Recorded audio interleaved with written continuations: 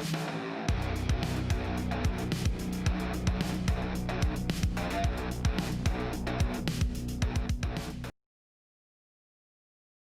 আপনাদের সবাইকে আয়ন টিভির পর্দায়।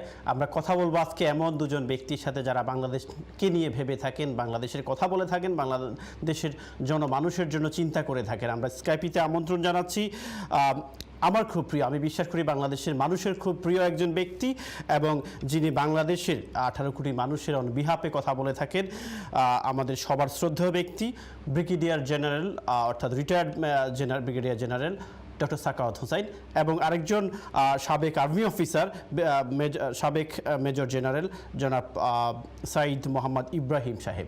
এই দুজন কথা বলবেন, এবং আমরা কথা বলবো আজকে স্পেশালি বাংলাদেশে যে জিনিসটি ঘটেছিল। বাংলাদেশে অনেক প্রশ্ন আসছে। আজকে আমরা দেখলাম যে এটি একটি পরিকল্পিত হত্যাকাণ্ড। এটি বলতে কোনটি? এটি বলতে হচ্ছে মেজর রিটায়ার্ড সিনহা রাশেদের যে হত্যাকাণ্ড সে বিষয়। এবং বাংলাদেশের আর্মি, বাংলাদেশের সেনাবাহিনী হচ্ছে বাংলাদেশের গণমানুষের, বাংলাদেশের সাধারণ মানুষের শেষ আশ্রয়স্থল। সেই আর্মিকে যখন এইভাবে মারা হচ্ছে বা হত্যা করা হচ্ছে বা ক্রসফায়ার দেওয়া হচ্ছে, তাহলে বাংলাদেশের সাধারণ মানুষ কোথায় যাবে? প্রিয় দর্শক, আমরা সত্যিকারের ঘটনাটি জানতে চাই, এবং আমরা চাই বাংলাদেশ আর্মি বাংলাদেশের মানুষকে রক্ষা করুক। বাংলাদেশের মানুষ সবসময় আশায় বুক বাঁধুক যে আর্মি আমাদের পাশে আছে। আমি যাচ্ছি জনাব ডক্টর সাখাওয়াত হোসেন, আপনি শুনতে পাচ্ছেন আমাকে?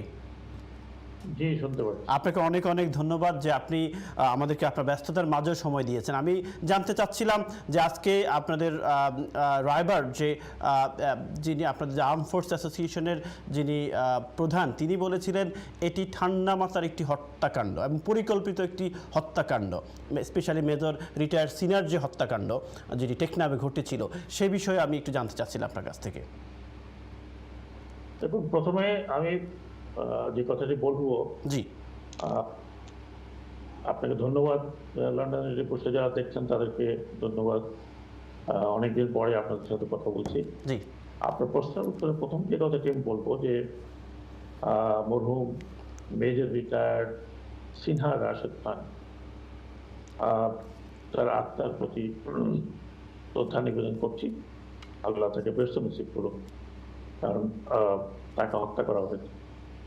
এটা যে হত্যা, আরেকটি বিষয় বলি, আমার একটু রেস্ট্রিকশন থাকবে, কারণ একটা মামলা হয়েছে এবং একটা ইনভেস্টিগেশন, অ্যাডমিনিস্ট্রেটিভ ইনভেস্টিগেশন চলছে, জুডিশিয়াল ক্রিমিনাল ইনকোয়ারি হচ্ছে। তো কাজেই আমি এমন কোনো ওপিনিয়ন দিতে যাচ্ছি না, লিডিং ওপিনিয়ন আমি দেবো না, যেটা হয়তো অন্যভাবে কেউ নিতে পারে। কিন্তু সার্কমস্ট্যান্সিয়াল যেগুলো আমরা পত্রপত্রিকা পড়েছি, জেনেছি এবং আমাদের কলিগদের কাছ থেকে জানছি, প্রতিদিনই নতুন নতুন খবর পাচ্ছি, এবং যে ডিটেলগুলো আমি জেনেছি তাতে এটা একটা সুপরিকল্পিত কিনা সেটা অবশ্যই ইনভেস্টিগেশনের ব্যাপার আছে, কিন্তু এটা একবার হত্যা বলতে যেটাকে বোঝা যায়। সাধারণত যে ধরনের গল্প আমরা শুনি আমাদের পুলিশ বাহিনী থেকে গত প্রায় 20 বছর শুনে আসছি যে বন্দুকযুদ্ধ, পালিয়ে যাচ্ছিল বা ফায়ার করেছিল, সেরকম কোনো কিছুই নয়। একজন ব্যক্তি যিনি ফিরছিলেন তাকে গাড়ি থেকে নামিয়ে তার পরিচয় জিজ্ঞেস করা হলো, তিনি পরিচয় দিলেন। পরিচয় দেওয়ার পরে তাকে গুলি করা হলো। প্রথমে কোমরে একটা গুলি করা হলো, যখন পড়ে যাওয়ার পরে তার হাত বাঁধা হলো, বেঁধে চিবুকের নিচে আরো 3টি গুলি করা হয়েছে। অবশ্য যদিও বলা হচ্ছে যে টোটাল 6টি ছিদ্র পাওয়া গেছে, কিন্তু কথা হচ্ছে যে আরো 2টি গুলি করা হয়েছিল চিবুকের নিচে, টোটাল 3টি গুলি করা হয়েছিল। এবং সে এই তখনও অনেকেই বলছেন, এই সমস্ত খবর তথ্য আছে যে তখনও তিনি মোটামুটি তার শ্বাস চলছে। তো তাকে ট্রাকে উঠিয়ে, ছোট ট্রাক দাঁড় করিয়ে সেখানে উঠিয়ে বলা হয় যে ওখানে বসে আবার 2টো গুলি করা হবে। প্রথমে আমরা জানছিলাম যে 7টা, পরে শুনলাম যে 7টা নয়, 4টা গুলির কথা বলছে আপনি পোস্টমর্টমে, যে 4টা গুলি 6টা ছিদ্র, হোয়াট এভার ইট ইজ, 4টা কি 6টা সেটি বড় কথা। কথা হচ্ছে এই গুলিগুলো যে করা হয়েছে পিস্তল থেকে সাধারণত এক পাশ থেকে ঢুকে আরেক পাশে যায় না, যদি একেবারে ক্লোজ রেঞ্জে এটা ফায়ার না করা। এটা রাইট নয় যে এটা আপনি পিছন থেকে ছিঁড়ে নিয়ে যাবে। পিস্তল থেকে আপনি যদি ক্লোজ রেঞ্জ, একেবারে ক্লোজ রেঞ্জে ফায়ার করেন, তখন হয়তো জায়গা বিশেষে যদি হয় যেটা পিছনে ছিদ্র হয়, এরকম দুটো ছিদ্র পাওয়া যায়। তার মানে যে আমরা সার্কমস্টেন্সিয়ালি বলতে পারি, সার্কমস্টেন্সিয়ালি অত্যন্ত ক্লোজ রেঞ্জে তাকে ফায়ার করা হচ্ছে। তার পরিচয় দেওয়ার পরেও তাকে ফায়ার করা হয়। তারপরে তাকে প্রায় আরো ধরুন 9টা 9:30 এই ঘটনাগুলো ঘটেছে, সেখান থেকে কক্সবাজারে আরো প্রায় 1.5 ঘন্টা 2 ঘন্টা পরে হাসপাতালে নিয়ে যাওয়া হয়েছে তাকে, যাতে হাসপাতালে নিয়ে হাসপাতালের লোকে মৃত ঘোষণা করতে পারে। হ্যাঁ, এরপরের অনেক ঘটনা। তার মানে আপনি এই যে তার মানে কি জিনিসটা পরিকল্পিত মনে হচ্ছে না? আপনার কি মনে হয়? আমি এই জন্য পরিকল্পিত বলছি না, আমি বলছি একটা কথা, জি, যে আপনি বিশ্লেষণ করলে অ্যাপিয়ারেন্টলি পরিকল্পিত আমার কাছে মনে হচ্ছে, কিন্তু পরিকল্পিত কি না এটা আমার বলা ডিফিকাল্ট। এটা যে ইনকোয়ারি হচ্ছে সেই ইনকোয়ারিতে বলতে পারবে, কিন্তু আমি আপনাকে অল সার্কমস্টেন্সিয়াল এভিডেন্স যেগুলো এখন আমাদের টেলিভিশনে, আমাদের পত্রিকায় এবং আমি অন্তত যেগুলো পেয়েছি তাতে আমি বলতে পারি যে এটা এক ধরনের হত্যা এবং যার জন্য তারা প্রস্তুত ছিল, এটা আমার মনে হচ্ছে।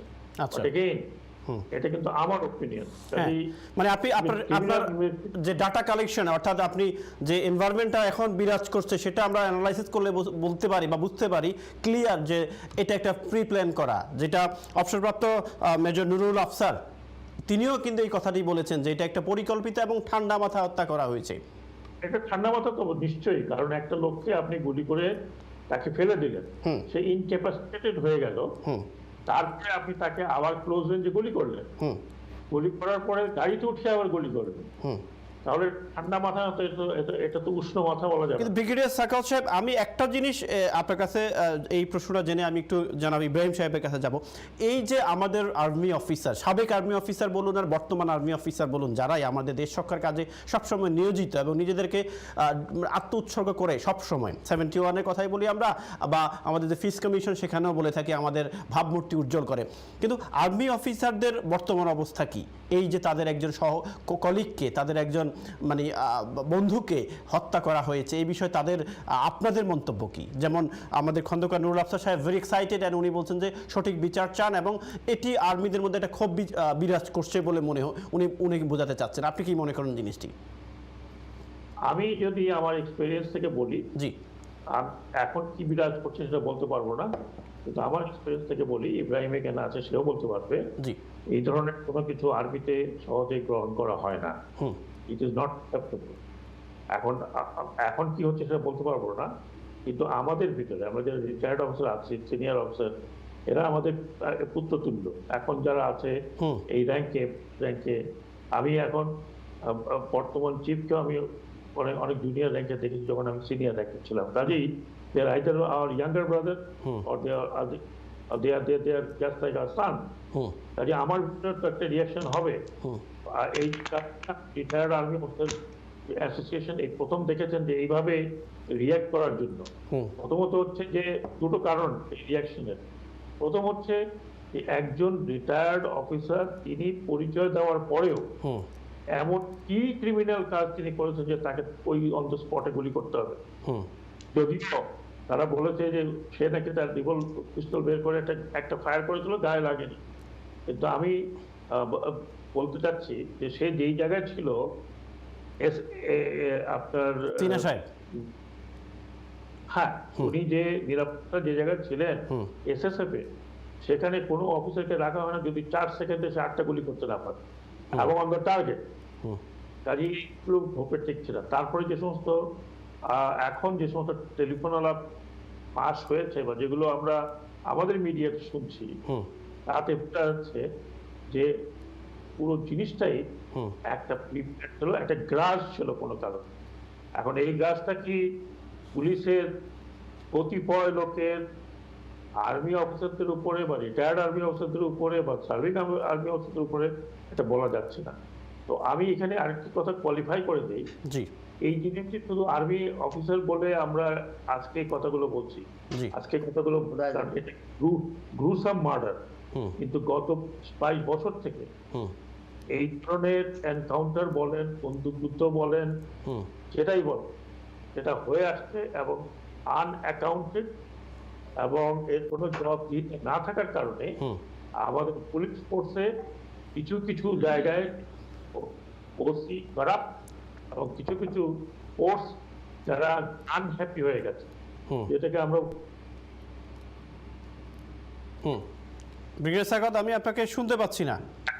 জি জি, এখন শুনতে পাচ্ছি, আবার এখন শুনতে পাচ্ছি। হ্যাঁ হুম বললাম যে অ্যাকাউন্টেবিলিটি না থাকার কারণে জি আমাদের section of police, including few officers, হ্যাঁ have become trigger happy, এবং সব they want to reply with trigger, এবং কোনো কিছু না হলে একটা একটা বন্দুক যুদ্ধের গল্প।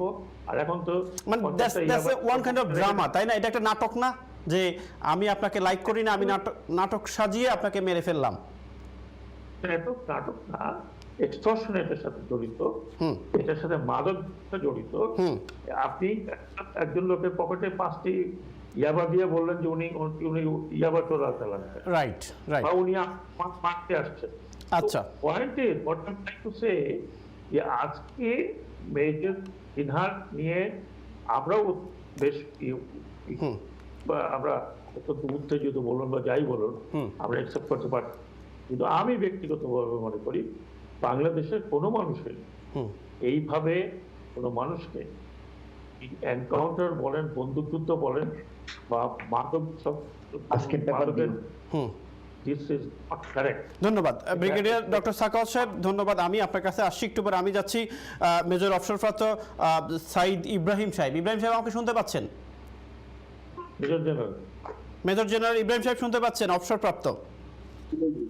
জি, আপনার কাছে একটা প্রশ্ন। এই যে আপনাদের কলিগকে এখনো যেহেতু ইনভেস্টিগেশন চলছে, যেটা ডক্টর সাখাওয়াত হোসেন যেটা বলছেন যে এখনো ইনভেস্টিগেশন, তারপরও এটা কিন্তু একদম ক্রিস্টাল ক্লিয়ার যে দ্যাটস এ প্রি প্ল্যান করা একটা অ্যাক্সিডেন্ট বা হত্যাকাণ্ড, যাই আমরা বলে থাকি। এবং আজকে আপনাদের আরেকজন সাবেক আর্মি অফিসার খন্দকার নুরুল আফতার বলেই দিয়েছেন এটা একটা সুপরিকল্পিত। তো আপনাদের সাবেক আর্মি অফিসারদের মানে ফিলিংসটা কি, যে আপনাদের একটি ছোট ভাইকে, আপনাদের একটি কলিগকে এইভাবে মারা হয়েছে?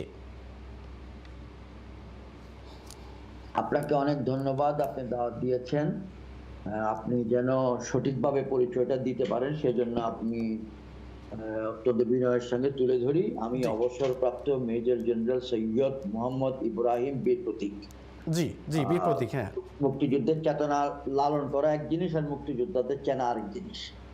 তো আপনাকে প্রথমে একটু ধন্যবাদ জানাই, আবারও ধন্যবাদ যে আপনি আলোচনা সভার আয়োজন করেছেন, এবং যে বিষয়টা আপনি আজকে তুলে ধরেছেন সেই বিষয়ে একটু হালকা মেজাজে আমি একটা কথা বলবো, তারপরে সিরিয়াস কথা।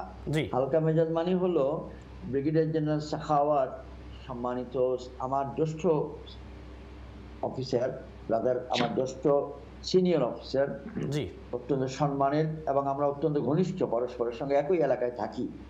আপনার আলোচনা শুরু হওয়ার আগে তিনি বললেন, ইব্রাহিম আজকে তো আলোচনা সব সেম সাইড হয়ে যাবে, আজকে তো ভ্যারাইটি নেই, তুমি আর্মির আমিও আর্মির, এখানে তো আর মাঝখানে কিছু বলার, ভিন্ন কিছু বলার, ভিন্ন মাত্রা যোগ করার কিছু পেলে না। তা আমি স্যারকে তখন বলতে পারি নাই, এখন উন্মুক্ত আলোচনায় দেশবাসীর উদ্দেশ্যে বলতে চাচ্ছি যে আসলে এই আলোচনাটাতে আপনি ইঞ্জিনিয়ার রাখেন, প্রফেসর রাখেন, আওয়ামী লীগের প্রফেসর রাখেন, জাতীয় পার্টির বিজ্ঞানী রাখেন, তারপর কি বলেন কৃষক শ্রমিক জনতা দলের কৃষিবিদ রাখেন, যারই রাখেন, এখানে ভিন্নতা আনার স্পেস খুব কম। শুধু সরকার দলীয় কাউকে, বিজ্ঞজন কাউকে যদি আনেন, জ্ঞানী ব্যক্তিকে আনেন, তিনি কতটুকু মুক্তভাবে মন্তব্য দিবেন বা দিবেন না, এটি প্রশ্ন। যদি এই বাংলাদেশে আপনি কাউকেই খুঁজে পাবেন না আজকে 2020 সালের আগস্ট মাসের 10 তারিখ সন্ধ্যায়, যিনি এখানে প্রধান কয়েকটি বাক্যের সঙ্গে দ্বিমত পোষণ করবেন।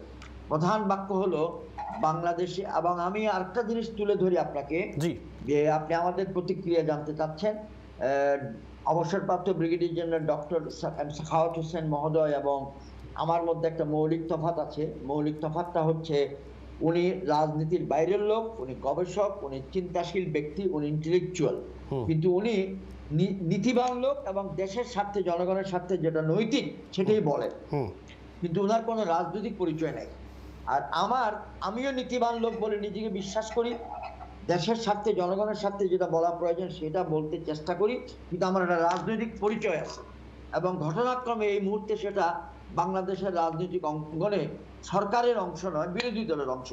কিন্তু যেই কথাটা বলার পরেই বলতে চাচ্ছি যে সম্মানিত রাওয়া চেয়ারম্যান, রাওয়া মানে retired arm forces officers welfare association, অরাজনৈতিক সংগঠন, সেখানে 4,000 4,500 সদস্য আছে। রাওয়ার সদস্যগণ মানসিকভাবে অত্যন্ত বিক্ষুব্ধ এবং বিচারের দাবিতে অত্যন্ত সোচ্চার। তার সঙ্গে জনাব ব্রিগেডিয়ার সাখাওয়াত হোসেন একমত, আমি একমত। আমরাও আমাদের মত প্রকাশ করছি যে বিচার চাই, শাস্তি চাই, তদন্ত চাই। কিন্তু সিনহা মারা যাওয়ার কারণে রাওয়া যেরকম ভাবে সোচ্চার হয়েছে, অন্যান্য গুম বা ক্রস ফায়ারের কারণে রাওয়া সেরকম সোচ্চার হয়নি বা হবেও না, এবং হয়নি এবং হবে না, এই দুটোটাই স্বাভাবিক। আমি কেন হই বা ব্রিগেডিয়ার জেনারেল সাখাওয়াত কেন হয়, এর কারণ হচ্ছে আমরা যেহেতু জনকল্যাণ বা জনসম্পৃক্ত বিষয় নিয়ে কথাবার্তা বলি, মিডিয়ার সামনে যাই, লেখালেখি করি, আমাদেরকে তো একটা অনুভূতি আমাদের থাকতেই বাধ্য। আমাদের অনুভূতিটা সারা বছর ধরেই আছে, কিন্তু আমাদের ভাইয়েরা যারা রাওয়ার সদস্য অবসরপ্রাপ্ত ভাইয়েরা, আমরা যারা এখানে থাকি, ঢাকা মহানগরে থাকি, আমাদের কাছে আমাদের ছোট ভাই সিনহার মৃত্যুটা একটা বজ্রপাতের মতো এসছে। আমরা বিশ্বাস করতে পারছি না যে এইরকম একটা মৃত্যু তার হতে পারে, এরকম একটা হত্যাকাণ্ড হতে পারে। অনেক ব্যক্তি বলেন যে সেনাবাহিনীর অফিসারের গায়ে হাত দেওয়া এই কাল কেমনে এসে গেল। একটা প্রবাদ বাক্য আছে বাংলায়, গল্পচ্ছল অনেকেই বলে। বাংলায় প্রবাদ বাক্যটা এইরকম, আপনি মেহেরবানি করে মুখস্থ করে নেন। বয়স বৃদ্ধ কাল, হরিণ চাটিছে বাঘের গাল।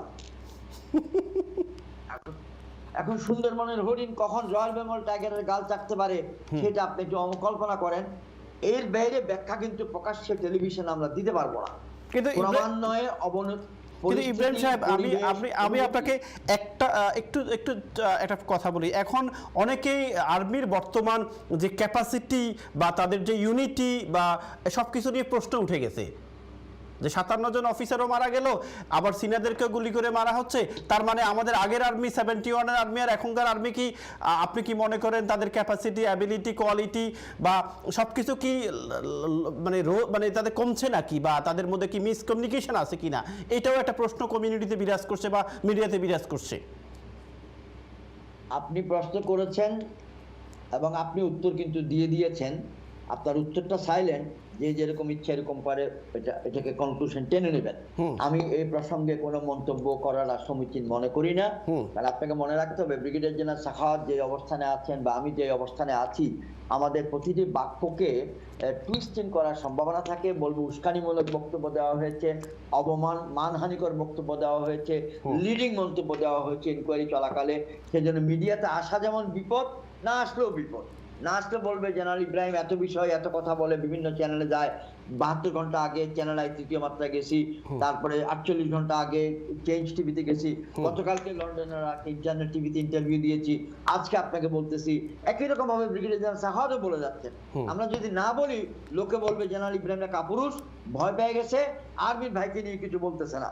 আবার বলতে গেলে সমস্যা, লিডিং কোয়েশ্চেন বা লিডিং আনসার দিচ্ছি, আমি মানহানিকর বক্তব্য দিচ্ছি, আমি সাবজুডিস ম্যাটারে বক্তব্য দিচ্ছি, আমি উস্কানিমূলক। বাট সত্য কি বলা উচিত না?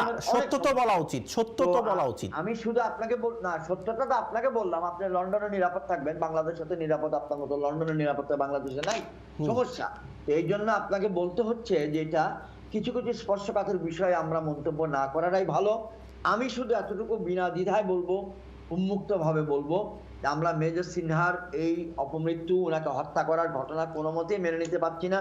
রাজনীতিবিদ সৈয়দ মোহাম্মদ ইব্রাহিম, রণাঙ্গনের মুক্তিযোদ্ধা সৈয়দ মোহাম্মদ ইব্রাহিম, বীর প্রতীক সৈয়দ মোহাম্মদ ইব্রাহিম, সেনাবাহিনীর সাবেক মেজর জেনারেল সৈয়দ মোহাম্মদ ইব্রাহিম, যে পার্বত্য চট্টগ্রামে আমি এবং ব্রিগেডিয়ার সাখাওয়াত একই সঙ্গে আমরা শান্তি বাহিনীর বিরুদ্ধে যুদ্ধ করেছি, সেটা আরেক রণক্ষেত্র। সেখানকার যোদ্ধা সৈয়দ মোহাম্মদ ইব্রাহিম, মিডিয়া ব্যক্তিত্ব সৈয়দ মোহাম্মদ ইব্রাহিম, নিরাপত্তা বিশ্লেষক সৈয়দ মোহাম্মদ ইব্রাহিম।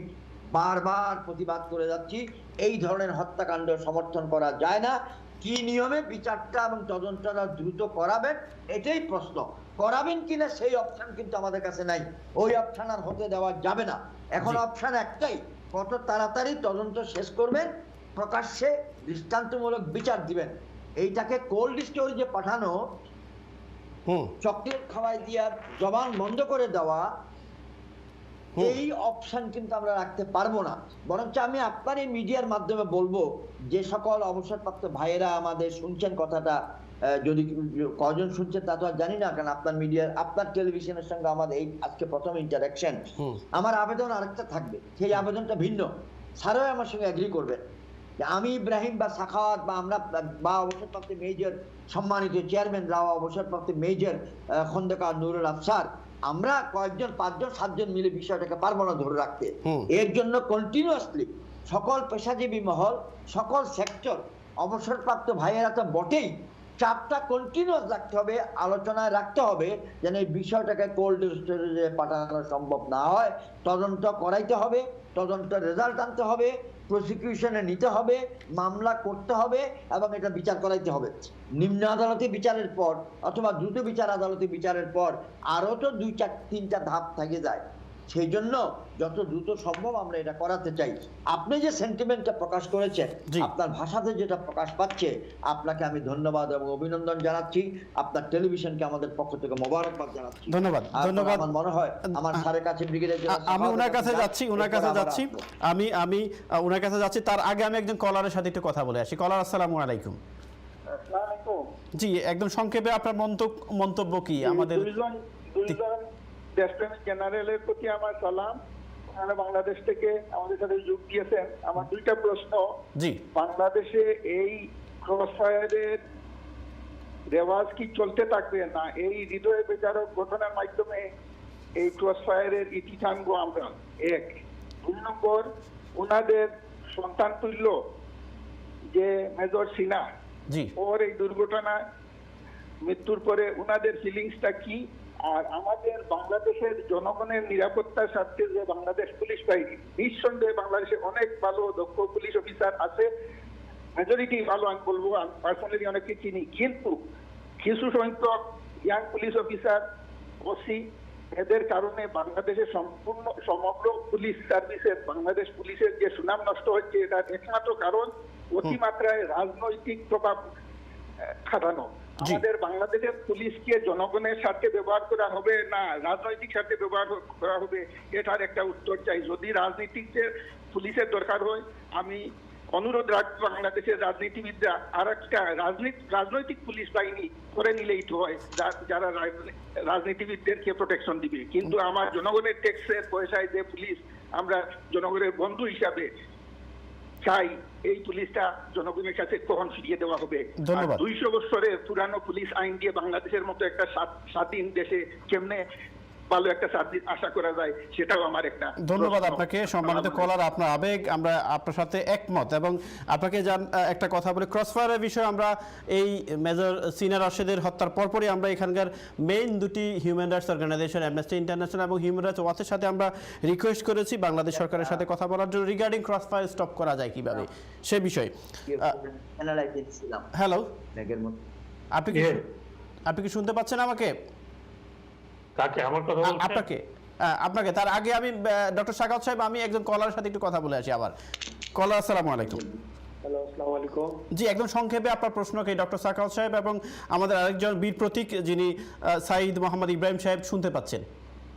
আমার প্রশ্নটা হইল যে আমাদের বাংলাদেশ, বিশেষ করে এটা তো আমাদের দেশ, এই যে ঘটনাগুলা ঘটে, এগুলা তো আমরা ছোট থাকতে অনেক বই পুস্তকে পড়েছি যে পচনটা ধরে আপনার মাথার থেকে, এই পচন তো মাথার থেকে শেষ করতে হবে। এটা যদি খালি এই যে প্রদীপকে ধরে, প্রদীপ কিসের থেকে তো সাহস পেল? নিশ্চয়ই এর উপরের যে সে ওনাকে সাহস দিছে, ওনার থেকে তো বিচার আসতে হবে বা ওনাকে বিচারের আওতায় আনতে হবে। প্রদীপ তো অলরেডি অ্যারেস্টেড, প্রদীপকে তো অ্যারেস্ট করা হয়েছে অলরেডি, কিন্তু প্রদীপটা এত সাহস পেল কোথার থেকে? নিশ্চয়ই এর উপর থেকে সাহস। মানে আপনি চাচ্ছেন যে কোত্থেকে ইন্ধন যোগাচ্ছে, ইন্ধন হচ্ছে নাকি? সাহসটা পাইতেছে, তো ধন্যবাদ।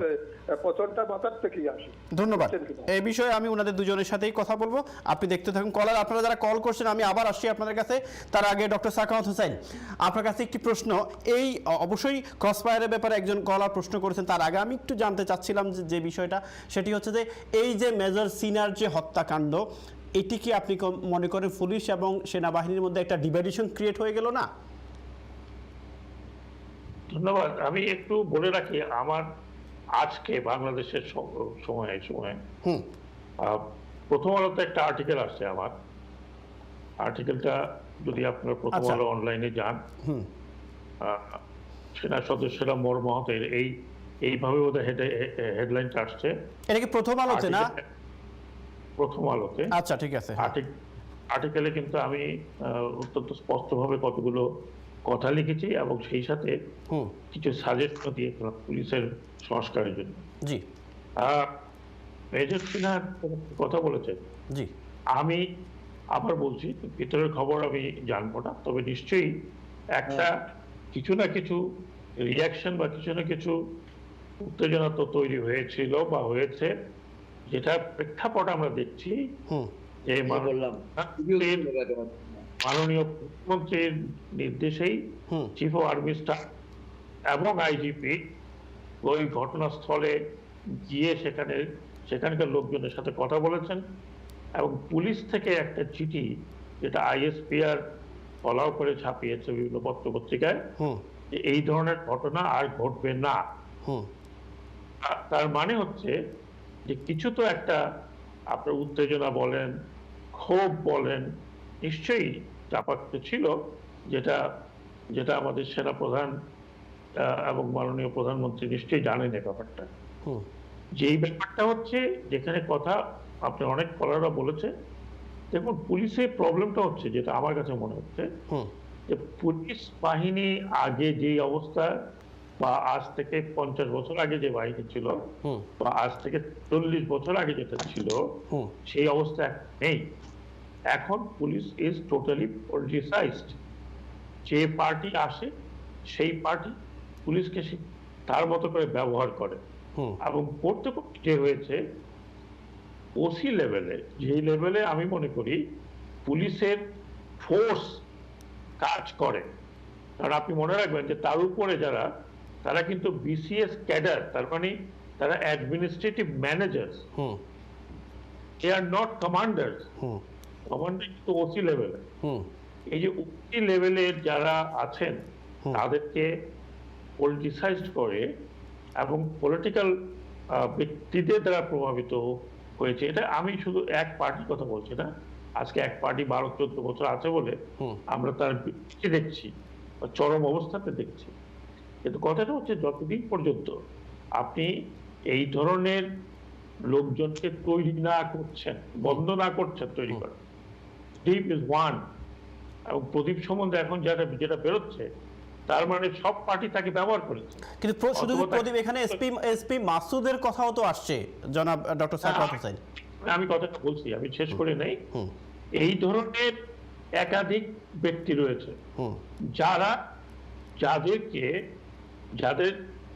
যাদের কন্ট্রোল করা উচিত, বরং তারাই কন্ট্রোল হচ্ছে এদের দ্বারা।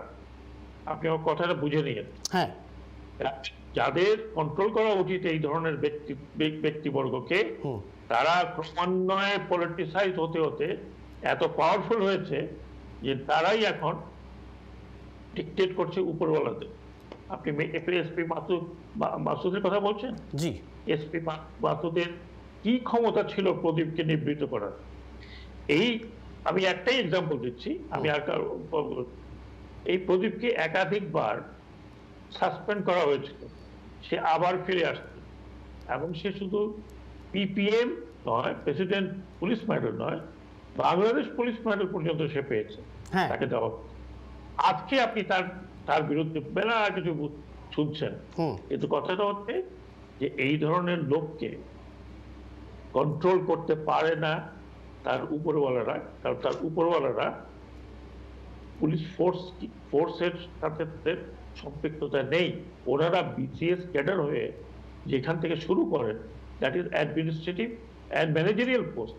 আগে যেটা ছিল সুপারিনটেন্ডেন্ট অফ পুলিশ, যার মানে হচ্ছে যে তিনি পুলিশের কে সুপারিনটেন্ডেন্ট করবেন, মানে তিনি ইন্সপেকশন করবেন, তিনি পুলিশ কিভাবে তার আন্ডারে যারা আছে তারা কিভাবে কাজ করছে, থানাগুলো কিভাবে, সেইগুলো কিন্তু এখন কমে গেছে অনেক, এখন ওসি নির্ভরশীল।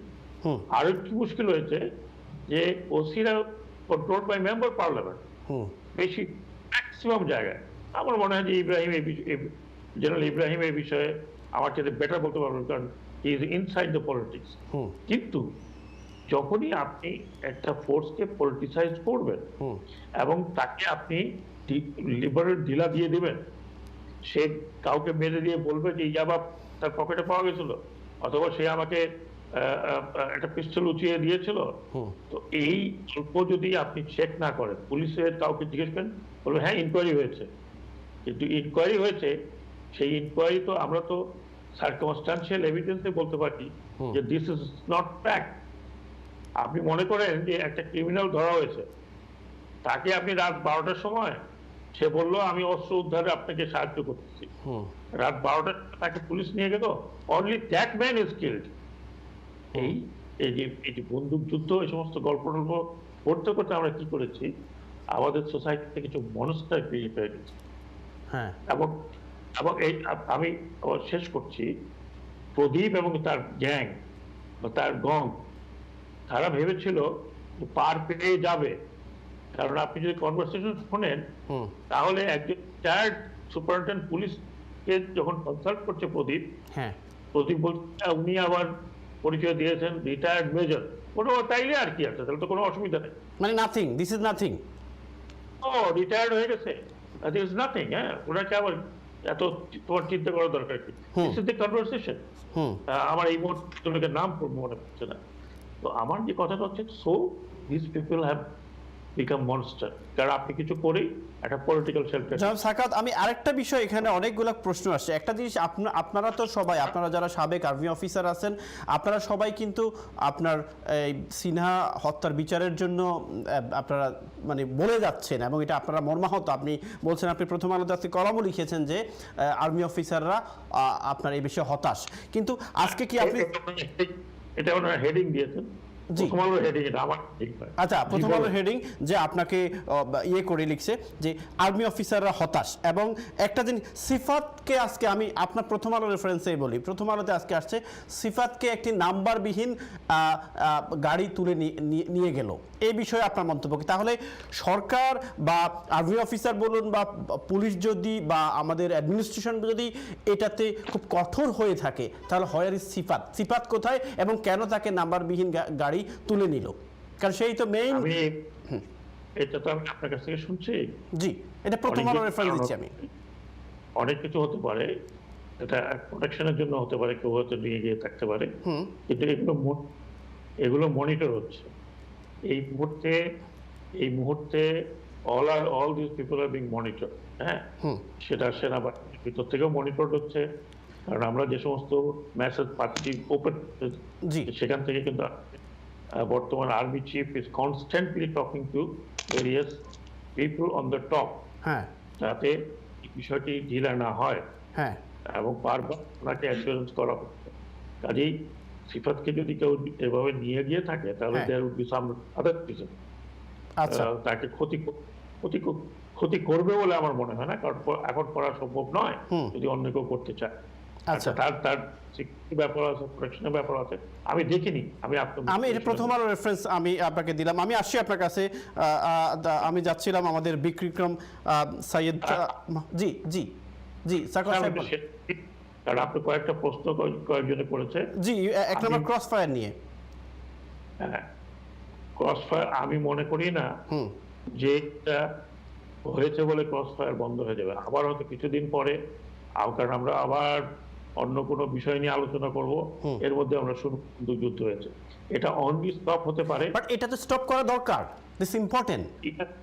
অফকোর্স এটা আজকের থেকে না, বহুদিন থেকে বলা হয়েছে যে আপনি যদি ক্রিমিনাল হয় তাকে পানিশমেন্ট দেন, রাইট, অ্যারেস্ট করুন, হ্যাঁ অ্যারেস্ট করুন, বিচার করুন, হ্যাং হিম। এবং এটাকে পলিটিক্যাল কাজে কি ব্যবহার করা হচ্ছে না ডক্টর সাখাওয়াত হোসেন? কিছু পলিটিক্যাল, কিছু বললাম ছাড় দিতে দিতে গল্প বলতে বলতে এক্সটর্শন, এই এই এই এই প্রদীপের মতো লোকজন এক্সটর্শন করছে, কিছু পলিটিক্যাল, কিছু আবার কে ইনভেস্টিগেট করে কি করে ওকে মেরে দাও, এগুলো হচ্ছে। কিন্তু কথাটা হচ্ছে যে আপনি যেই সমাজে আপনি বিচার একটা দুটো হতে পারে, ইনসিডেন্ট হতে পারে, ইয়ে হতে পারে, কিন্তু আপনি যদি যেই সমাজে এটা র্যান্ডম হচ্ছে এবং এর কোনো অ্যাকাউন্টেবিলিটি হচ্ছে না, এর কোনো আদালতে নিয়ে যাচ্ছেন না, সেই ক্ষেত্রে একটা সোশ্যাল স্টিগমার মধ্যে আমরা পড়ে গেছি, রাইট, ওয়ার্ল্ড ওয়াইড আমরা স্টিগমার পড়ে গেছি। আমরা বাংলাদেশ অনেক বহু প্রোগ্রেস করেছি এবং জেনারেল ইব্রাহিমদের মতো লোক রক্ত দিয়ে দেশকে স্বাধীন করেছে। এটা তো আর টেবিলের উপরে ভাগাভাগি হয়নি, মানচিত্র ভাগাভাগি হয়নি। 30 লক্ষ লোক শহীদ হয়েছে, মারা গেছে, রক্ত দিয়েছে, তারপরে রক্ত দিয়েছে। কাজে এইখানে এই দেশটি সবার মালিকানা।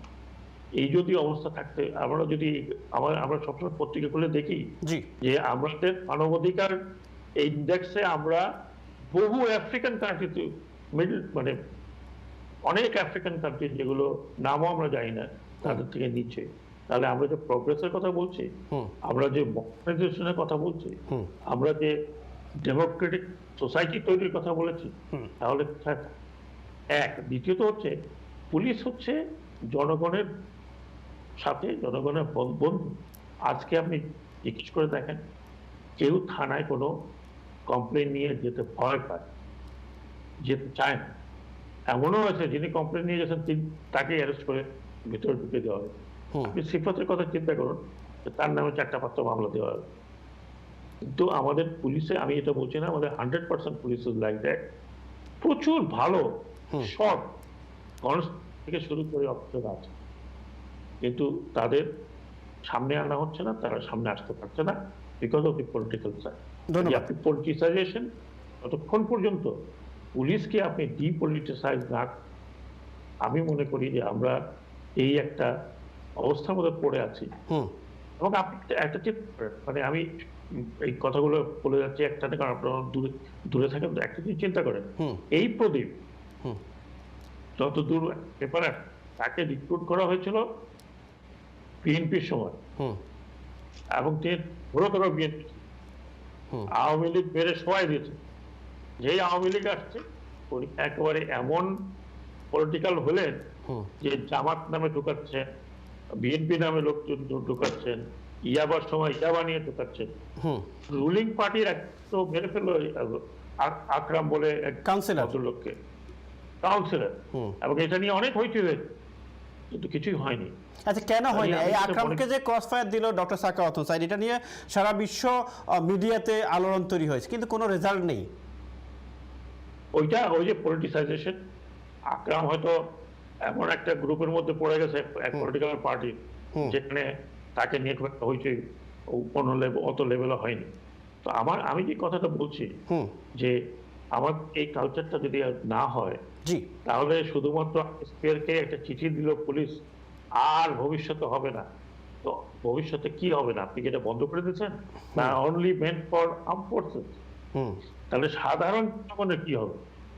তো সেই জায়গাটাতে আমি মনে করি যে এখন সময় আছে, আমাদের সরকার আছে, পাওয়ারফুল গভর্নমেন্ট, এবং ওনারা যদি এখন এই লাগাম টেনে ধরতে না পারেন, তাহলে এটা কোথায় আমাদেরকে নিয়ে যাবে ধন্যবাদ ডক্টর সাখাওয়াত হোসেন। আমি আপনার কাছে আসছি, আমি যাচ্ছি একজন কলারের কাছে। কলার, আসসালামু আলাইকুম।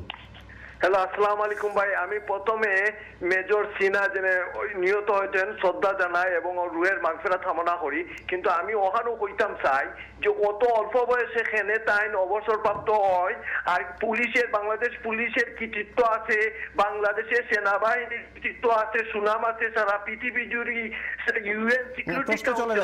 আমাদের সময় একদম কম, আমাদের প্রশ্ন চলে যায়। Thank you very much. যারা কল করবেন, আমরা কল খুব কম নিচ্ছি আজকে, যেহেতু ওনাদের কথা বেশি শুনতে চাচ্ছি।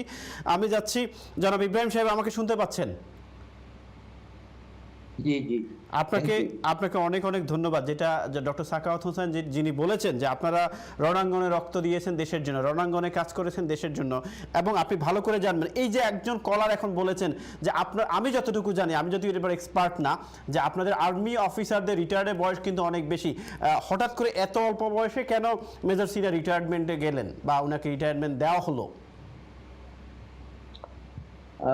আপনাকে অনেক ধন্যবাদ। আপনার যত কলা তার মধ্যে বেশিরভাগ হয়েছিল ডি ভাই আমার, জি হয়, জি হয়। দত্ত ভাই আমরা প্রোগ্রাম শুনলাম, তাহলে সকলের প্রতি আমার সালাম। জি। তো সিলেটের সঙ্গে আমার মহব্বত একটু বেশি, কারণ মুক্তিযুদ্ধকালে আমি তখনকার আমাদের বৃহত্তর সিলেট হবিগঞ্জ জেলার তেলিয়াপাড়া এবং হবিগঞ্জ ডিস্ট্রিক্টটা ছিল আমাদের মুক্তিযুদ্ধের এলাকা। জি জি। তো সেই জন্য সিলেটের সঙ্গে একাত্মতা। যা হোক, আমি এখন আপনাকে উত্তরটা চলে যাই। সিনহা হচ্ছেন বাংলাদেশ মিলিটারি একাডেমির 51তম লং কোর্সের অফিসার, আর আমি বা ব্রিগেডিয়ার জেনারেল সাখাওয়াত আমরা হলাম পাকিস্তান মিলিটারি একাডেমি লং কোর্সের অফিসার। আমাদের সেনাবাহিনীর আইন অনুযায়ী একজন মেজর সাহেব যদি মেজর র্যাঙ্কে রিটায়ারমেন্ট করতে চান, প্রমোশন না পান, তাহলে উনি 49 বছর পর্যন্ত চাকরি করেন। আর সিনহা অত বয়স পর্যন্ত যায় নাই। সিনহা মেরিটোরিয়াস ছিল, সিনহা দক্ষ ছিল, সিনহা এফিশিয়েন্ট ছিল, সিনহা একটু লেখাপড়ার দিকে আগ্রহী ছিল, সিনহার মধ্যে এন্টারপ্রেনিউরাল উদ্যোক্তার প্রবণতা ছিল। তার জন্য সে কিছুদিন চাকরি করে বা একটা অভিজ্ঞতা অর্জন করে নিজের উদ্যোগে চাকরিটা ছেড়ে দিয়েছে। এই জন্য, কিন্তু সে যেহেতু নিজে অবসর নিয়েছে, কিন্তু অবসরপ্রাপ্ত বটেই। এবং শুধু সিনহা নয়, এরকম অবসরপ্রাপ্ত ব্রাইট, মেরিটোরিয়াস, দক্ষ, সাহসী মেলা সামরিক কর্মকর্তা বর্তমানে বাংলাদেশের শিল্প জগতে, ব্যবসা জগতে আছে। তারা সকলেই আল্লাহর রহমতে অনেক ভালো করছেন, বেশিরভাগই, এবং অবদান রাখছেন বাংলাদেশের অর্থনীতি ও শিল্প জগতে। 2 নম্বর হচ্ছে, মেজর সিনহা কোনো চাকরিতে যান নাই। তিনি অত্যন্ত দক্ষ ছিলেন। তিনি নিজের উদ্যোগে, নিজের পায়ে দাঁড়িয়ে সুনাম করার জন্য বিভিন্ন কর্মকাণ্ডে জড়িয়েছেন, ব্যবসায়িক কর্মকাণ্ড, শিল্পের উদ্যোগের কর্মকাণ্ড। শিল্প বলতে ইন্ডাস্ট্রি নয়, আর্টস ফ্যাকাল্টি, কলা, তো সেগুলোর সঙ্গে জড়িত ছিলেন। তার প্রতি আমাদের শ্রদ্ধা সবসময় থাকতেই থাকবে। এবং তার পরিবারের মধ্যে তার মা এই সমস্ত কথা বলেছেন, তার বন্ধুরা আমাদেরকে বলেছেন, তার বন্ধুর সঙ্গে আমার কথা হয়েছে, তার ঘনিষ্ঠ জনদের সঙ্গে কথা হয়েছে। এখন আপনাকে আমি এই উত্তরটা দেওয়ার পর অন্যটায় যাই, যে আমি খুব দ্রুত কয়েকটা শিরোনাম আপনাকে শুনে নিয়ে যাব। নয় দিগন্ত পত্রিকায় আজকের শিরোনাম, আজকে বলতে বাংলাদেশে তারিখটা হচ্ছে, বাংলাদেশের তারিখ হচ্ছে 10ই আগস্ট 2020। নয় দিগন্ত পত্রিকার শিরোনাম, প্রদীপের জন্যই ব্যর্থ ইয়াবা অভিযান। যে ইয়াবা অভিযানে গত 250 লোক মিনিমাম ক্রস ফায়ারে গেছে, সেই, এবং আওয়ামী লীগেরই কাউন্সিলর একরামও প্রাণ দিয়েছে, সেই প্রদীপের জন্য ব্যর্থ ইয়াবা অভিযান। এটা হচ্ছে নয় দিগন্ত পত্রিকার শিরোনাম।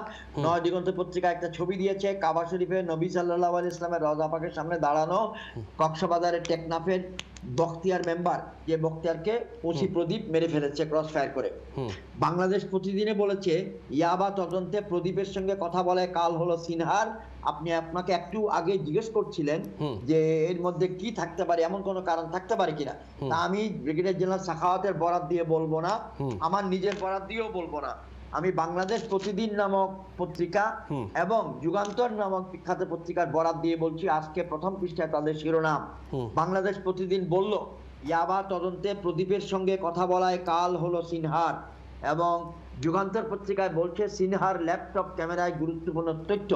আপনি যদি 8-10 বছর আগের একটি হত্যা মামলার কথা চিন্তা করেন, যেটাকে আমরা বলি সাগর রনি হত্যা মামলা, বিখ্যাত প্রিয় সম্মানিত সাংবাদিক দম্পতি, তাদের ল্যাপটপও কিন্তু গায়েব, এবং সেই ল্যাপটপ পাওয়া যায় নাই।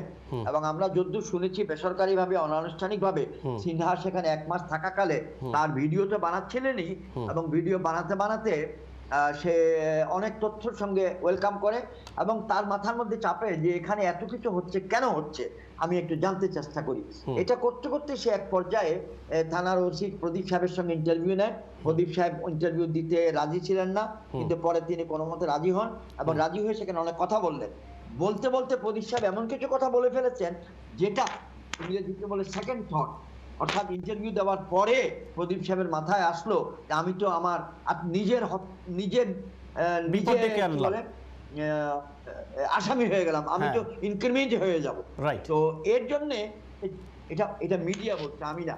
ফেসবুক, হোয়াটসঅ্যাপ, টুইটার, মেসেঞ্জার এবং প্রিন্ট মিডিয়া এরা বলছে যে এখানে এমন কিছু তথ্য জনাব সিনহা জেনেছেন, যে এই তথ্যগুলো যদি বাংলাদেশে প্রচারিত হয়, সরকারের নিকট পৌঁছে যায়, তাহলে ওসি সিনহা এবং তার সাঙ্গপাঙ্গ, তার পৃষ্ঠপোষক, তার মুরব্বীদের অনেক বড় বড় বিপদ হতে পারে।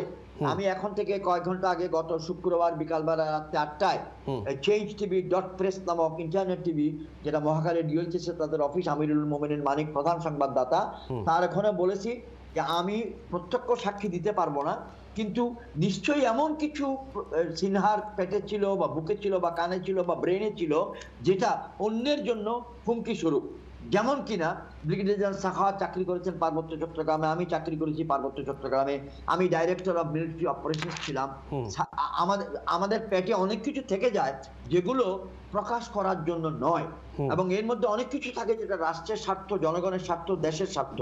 এখন প্রদীপদের ঘটনা হয়েছে ব্যক্তি স্বার্থ, বাংলাদেশের স্বার্থ।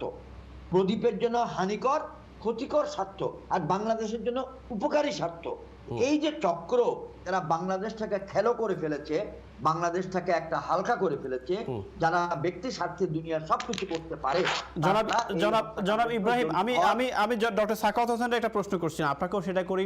প্রথম আলোর, যেহেতু আপনি অনেকগুলো পত্রিকার কথা আমাকে বলছেন, যে সিফাতকে তুলে নেওয়া হয়েছে নাম্বারবিহীন একটি গাড়িতে, এটা কি আপনি জানেন? উনি যেমনটা বলছেন যে সিফাতের উপরে, এটা প্রথম আলো পত্রিকায় আছে, একটা প্রথম আলো অনলাইনে আছে পৃষ্ঠাতে আজকের শিপ্রা, প্রথম আলো পত্রিকা সোমবার 10ই আগস্ট পৃষ্ঠা নম্বর 1, শিপ্রা জামিনে মুক্ত, উদ্বিগ্ন সিফাতের পরিবার। এখানে ইঙ্গিত আছে আপনি যা বলছেন। আমিও আবার জোর দিয়ে বলবো যে গাড়িতে নেক না কেন, বিশ্ববাসী এখন জানে যে কি বলে সিফাত জীবিত ছিল, তাকে আর ক্রস ফায়ারে মেরে ফেলার সংবাদ হবে না। আমি এর মধ্যে একটু বলে রাখি যে আমরা তো আলোচনা করছি 2020 সালের আগস্ট মাসের 10 তারিখ রাত্রেবেলা, বাংলাদেশের রাত এখন, আপনাদের ওখানে হয়তো মগরিব টগরিব হচ্ছে। এখন যেটা বলতে চাচ্ছি, বাংলাদেশের এই কালচারটা 1973-74 সালের ছিল। আপনারা সাংবাদিক, আপনারা নতুন প্রজন্ম, তাই আপনাদেরকে জানাই যাচ্ছি, আপনারা যদি সচেতন না হন, আপনারা যদি বিষয়টাকে টেক আপ না করেন, we are bound for destruction. আমি আপনার সামনে একটা আইনের ডকুমেন্টের কথা বলছি। বাংলাদেশে যে আইন, হাইকোর্ট এবং মহামান্য হাইকোর্ট এবং মহামান্য সুপ্রিম কোর্টের রায় প্রকাশ হয়, এই রায়গুলো বিভিন্ন লিগ্যাল জার্নালে প্রকাশ হয়। এরকম একটা গুরুত্বপূর্ণ অতি প্রাচীন লিগ্যাল জার্নালের নাম ঢাকা ল রিপোর্ট, সংক্ষেপে বলে ডিএলআর। এই ডিএলআর এর এটার পরিচয় হলো 27 ডিএলআর 1975, 27 ডিএলআর 1975, পৃষ্ঠা নম্বর 186, পৃষ্ঠা নম্বর 186।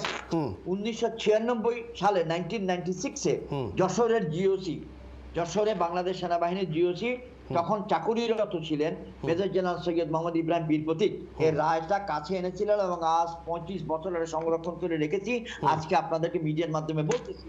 এখানে জাস্টিস ডিসি ভট্টাচার্য, তিনি জনাব বিখ্যাত অর্থনীতিবিদ দেবপ্রিয় ভট্টাচার্যের পিতা, এবং আরেকজন জাস্টিস আব্দুর রহমান চৌধুরী, যিনি বর্তমানেও বাংলাদেশের মহামান্য সুপ্রিম কোর্টের বিচারপতি জুবাইর রহমান চৌধুরীর পিতা। তারা দুইজনই এখন মরহুম, ডিসি ভট্টাচার্য এবং আব্দুর রহমান চৌধুরী মহোদয়। তারা একটা রায় দিয়েছিলেন, এইরকমই একজন ব্যক্তিকে গ্রেপ্তার করেছিল জাতীয় রক্ষী বাহিনী। সেই রক্ষী বাহিনী তাকে নিয়ে অস্ত্র উদ্ধার অভিযান নামক একটা নাটকে নিয়ে গেছিল। পরিবার যখন 3 দিন পরে চায় যে আমরা দেখা করতে আসছি, বলে আমরা পরশুদিন রাত্রে তাকে নিয়ে অস্ত্র উদ্ধার অভিযানে গিয়েছিলাম, ওখান থেকে ও পালায় চলে গেছে। তার মানে কি এটা কি আগে থেকে একটা, মানে এই যে ক্রস ফায়ার বা এই যে নাটকটা, এটা আগে থেকে ক্রস ফায়ার 1974 এর ঘটনা বলতেছি। এর মাধ্যমে আপনাকে জানাইলাম, আপনারা এটা সংগ্রহ করেন, পড়েন, এবং আইনের শাসন কায়েম করার জন্য you have to go back to the root. যেটার অবনতি, এটার পচন আজকে একদিনে হয় না, এখন চূড়ান্ত পর্যায়ে এসে গেছে। কলা তো পচে যায়, প্রথম দিনে কম পচে, কিছুদিন পরে এটা এমন পচে যে বানরও খাবে না।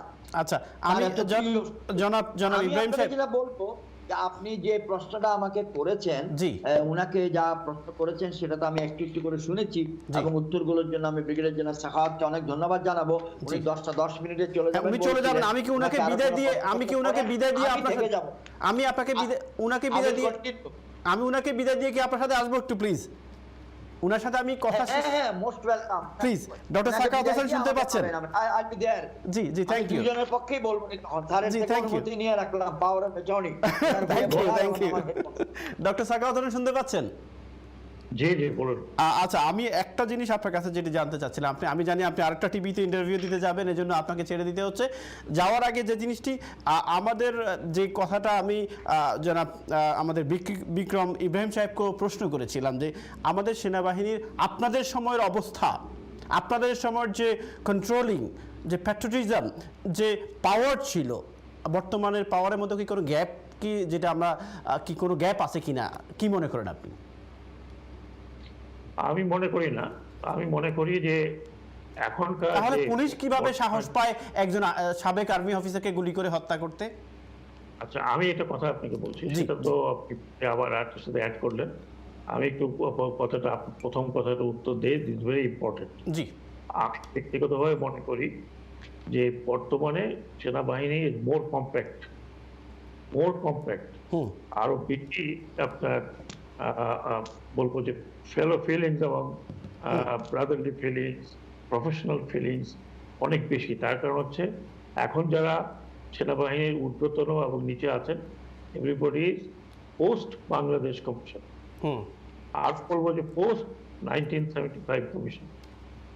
আমরা যে সৈয়দ মোহাম্মদ ইব্রাহিম, আমরা তো পাকিস্তান মিলিটারি একাডেমিতে ছিলাম 30 জন 40 জন ম্যাক্সিমাম একটা কোর্সে, 30-35 জন।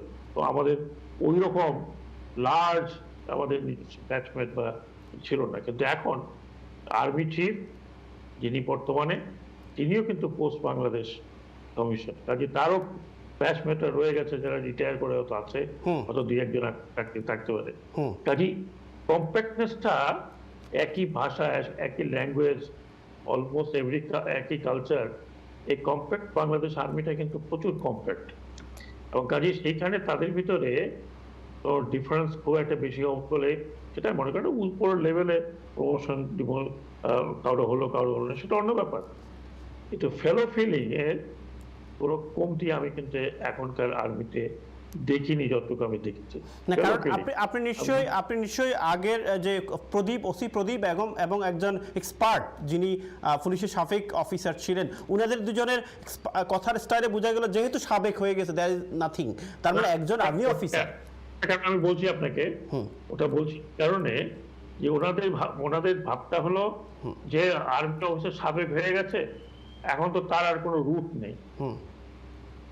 কিন্তু ওনারা হয়তো একটা ভুল বুঝেছেন যে আর্মি অফিসার সাবেক হয়ে গেল আর তার যে একটা রুট থেকে যায়, সব একটা রুট থেকে যায়। সৈয়দ মোহাম্মদ ইব্রাহিম একজন মেজর জেনারেল র্যাঙ্কে আমার পড়ে, কিন্তু আমাকে সিনিয়র মনে করে কিন্তু ওই রেসপেক্টটা উনি দিচ্ছেন। আপনার কাছে আশ্চর্য লাগবে যে একজন মেজর জেনারেল একজন ব্রিগেডিয়ারকে বা একজন মেজরকে বলছেন স্যার। হ্যাঁ, আমার সিনিয়র যারা আমার থেকে কম র্যাঙ্কে আছে, আমি কিন্তু তাদেরকে শ্রদ্ধা করি।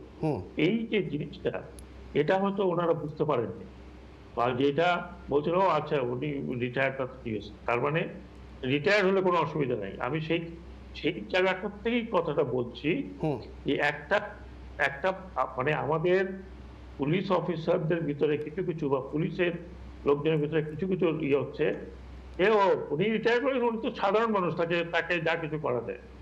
তার মানে তার একটা লোকের পরিচয় আছে, যে লোকটা পরিচয় দিতে পারছে না অথবা সমাজে তার সেই ধরনের পরিচয় নেই, তাকে আপনি গুলি করে মেরে ফেলবেন। তার মানে ওনাদের অভ্যাস হয়ে গেছে, ও রিটায়ার্ড, আচ্ছা তাহলে তো আর এত কোনো সমস্যা নেই। এটা অত্যন্ত আমি মনে করি যে অমানবিক একটা কথা বলেছেন। উনি একজন সুপারিনটেন্ডেন্ট পুলিশ, উনি কিভাবে সুপারিনটেন্ডেন্ট পুলিশ হয়েছেন এটাও আমার কাছে খুব আশ্চর্য লাগে। হাউএভার, আমার কথা যেটা আমাকে বলতে চাচ্ছিলেন সেটা এই নয় যে তাই যদি হতো তাহলে আজকে যে মেজর রিটায়ার্ড সিনহা, যিনি আর্মির সাথে কোনো যোগাযোগ না রেখে তিনি তার নিজস্ব উপায় কিছু করতেন, তার জন্য আর্মি চিফ কেন বারে এতখানি আর্মি চিফ অ্যাকশন নেওয়া মানে, বা আর্মি চিফ কনসার্ন শো করা মানে entire army is doing it. তো সেই জায়গাতে আমি বলছি যে আপনার এই প্রশ্নটার উত্তরে আমি এটুকু বলবো, এই প্রশ্নটা ঠিক নয়। আর্মির ভিতরে একজন রিটায়ার্ড সিনিয়র অফিসার হোক, একজন রিটায়ার্ড হোক, তার রিং হোক, একটা বন্ডেজ কিন্তু সবসময় থাকে Always। এবং সেই বন্ডেজটা কিন্তু অত সহজে ইভেন গ্রেভিয়ার্ডেও একটা বন্ডেজ হয়ে যায়। Therefore, আর অল ওভার দ্য ওয়ার্ল্ড, আমি কিন্তু বাংলাদেশের কথা বলছি, অল ওভার দ্য ওয়ার্ল্ড এই আপনার এবং সবাই কিন্তু তাকিয়ে থাকে আর্মি চিফ এবং তাকে স্ট্যান্ড নিতে। If it is right, yes take a stand. আমি শেষ করে একটা কথা বলে, জি ইন্ডিয়ার একজন জেনারেল ছিলেন টিমাইয়া, তার সাথে নেহেরু এবং তার ডিফেন্স মিনিস্টার কৃষ্ণ মেননের অনেক ঝগড়াঝাটি হয়েছিল। একটা ঘটনা ঘটেছিল যেখানে একজন পলিটিশিয়ান, ওনার এক ক্যাপ্টেন, ইন্ডিয়ান আর্মির ক্যাপ্টেন, চিফের জানার কথাও না, একজন ক্যাপ্টেনের সাথে ক্যাপ্টেনকে অপদস্থ করেছিল। জেনারেল টিমাইয়া লোকসভাতে দাঁড়িয়ে বলেছিলেন, তাকে যখন জিজ্ঞেস করা হয়েছিল, তার প্রশ্ন করা, তিনি লোকসভায় দাঁড়িয়ে বলেছিলেন যে আমি আর্মি চিফ হয়ে যদি আমার একজন ক্যাপ্টেনকে যদি আমি ডিফেন্ড করতে না পারি, তাহলে I am not capable of defending India. এবং এটা নিয়ে আমার যদ্দূর মনে আছে, আমি যদ্দূর পড়ে, mister Nehru had to apologize. তো আপনি মানে কথাটা আমি এই জন্য বলছি যে ফেলো ফিলিং, একটা ব্রাদার ফিলিং, একটা সিনিয়র অফিসারের কাছে একটা জুনিয়র অফিসার সবসময় মনে করে যে senior officer is my protection. সে রিটায়ার্ড হোক, যেই হোক, আজকে আমি রিটায়ার্ড আছি, আমার কোনো অসুবিধা হলে আমি আর্মি চিফকে বলবো বা হায়ারার্কিকে বলবো, I think they are my protection. এটা চেইন অফ কমান্ড অলওয়েজ বিরাজ করে। এটা আপনি আজকে Syed Mohammad Ibrahim major general retired, but general is chief of army staff, is an institute. Syed Mohammad Ibrahim যদি কাউকে অ্যাপ্রোচ করতে হয়, তাকে অ্যাপ্রোচ করবে, এবং he is suppose to look after even retired officer. আমাদেরকেও লুক আপ, আমাদের চিফ নেই। দেয়ারফোর কি বন্ডেজটা, এটা কিন্তু আর কোন সার্ভিসে এই ধরনের বন্ডেজ আপনি ওয়ার্ল্ড ওয়াইড, আমি শুধু বাংলাদেশের কথা বলছি না, ওয়ার্ল্ড ওয়াইড এই ধরনের বন্ড পাবেন না। বিকজ একটা কথা বলি আপনাকে, জি একটা উদ্ধৃতি আমি দেই, ফিল্ড মার্শাল উইল স্লিম, এই ব্রিটিশ ফিল্ড মার্শাল, তিনি একটা কথা বলেছিলেন যে যেই আর্মি তার সদস্যকে এটা বোঝাতে না পারে যে তার জীবনে the best he can get is from the armed forces বা army or unit, only then he will give his life, otherwise not. আপনি আমার কথাটা বুঝতে পারছেন? হ্যাঁ, বুঝতে পারছি। আচ্ছা, আমি শেষ একটা প্রশ্ন করে আপনাকে বিদায় দেবো। শেষ প্রশ্নটা হচ্ছে যে মানে এই যে মেজর সিনিয়র যে বিচার কার্য চলছে এবং আমরা জানি না এখনো কি বিচার হবে, দুটো জিনিস, একটা হচ্ছে যে বর্তমান আর্মি অফিসার বলুন, সাবেক আর্মি অফিসার বলুন, ওনাদের ফিলিংস বা প্রতিক্রিয়া, আর হচ্ছে যে বিচারটা আপনারা কিভাবে চাচ্ছেন আপনাদের জুনিয়র কলিগের? দেখুন, আমরা চাচ্ছি যে এটা একটা গ্রুসাম মার্ডার কেস, মানে আমি যেটা প্রথমে আপনাকে অ্যাপিয়ারেন্টলি, এখন আমরা চাচ্ছি যে এটা একেবারে যা বেরিয়েছে এই পর্যন্ত, যে লোকগুলো এর সাথে জড়িত তারা কোনো দুধের আলতায় ধোয়া মানুষ নন, তাদের নানান রকমের সমস্যা এখন বেরোচ্ছে। আমরা চাচ্ছি যে প্রপার তদন্ত হোক এবং একটা বিচার হোক, দৃষ্টান্তমূলক বিচার হোক এবং তাড়াতাড়ি হোক, এবং এটা যাতে আবার অন্যগুলোর মতো স্রোতে ভেসে না যায়।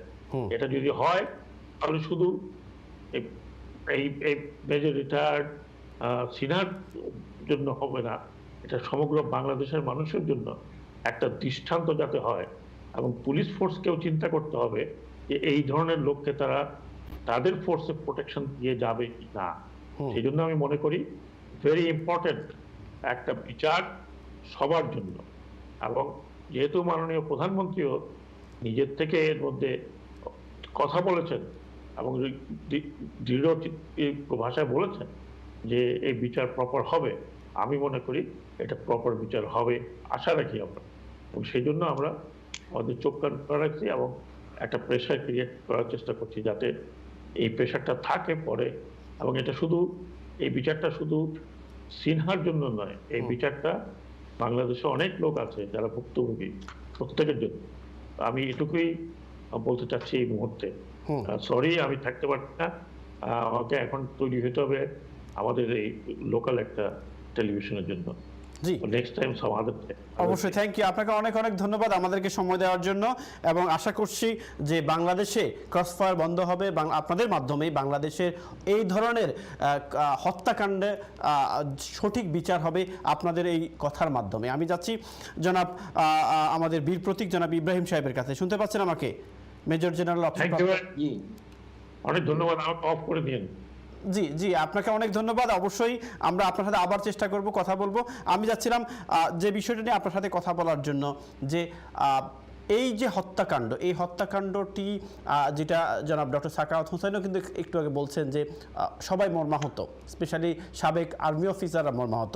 তো এই মর্মাহত জিনিসটা তাদের, আপনি কি মনে করেন যে এই জিনিসটি একটি বিরূপ প্রতিক্রিয়া রূপ নিবে? লাইক, আমি প্রতিক্রিয়া বলতে আমি চাই না যে পুলিশ আর আর্মি ডিভাইডেশন ক্রিয়েট হোক, কিন্তু আমি চাচ্ছিলাম যে এই জিনিসটা আর কখনো হবে না, ক্রসফায়ার আর কখনো হবে না, এই ধরনের কোনো একটা এক্সাম্পল জাস্টিস আমাদেরকে আসবে কিনা বা আসা উচিত কিনা।